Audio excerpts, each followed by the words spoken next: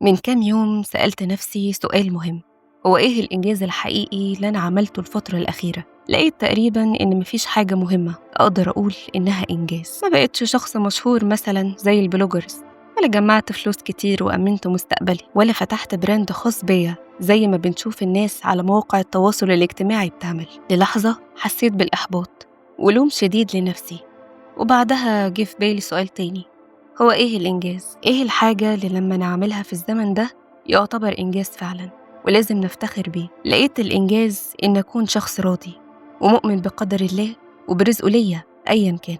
الإنجاز إني بسعى كل يوم في الحياة ومش بستسلم رغم كل الصعوبات والعقبات اللي بتقابلني. الإنجاز إني بسلك طرق صعبة وشاقة علشان أطلب رزقي من ربنا بشكل جميل وبالحلال حتى لو كان ضعيف. الإنجاز في الأيام دي إن أقدر أخلي كل جنيه بكسبه جاي بمرضاة ربنا سبحانه وتعالى ومفيش فيه شبهة حرام. الإنجاز إن أكون إنسان مستقر، عندي أسرة وأولاد، ويطلع من تحت إيدي ذرية صالحة. الإنجاز إني أعلم طفل أو أساعد حد في الخير أو أدخل فرحة على قلب إنسان كان مستني اللي يفرحه. الإنجاز إن أختم يومي مرتاحة البال والضمير وما كنتش بحمل في قلبي بغض لأي حد.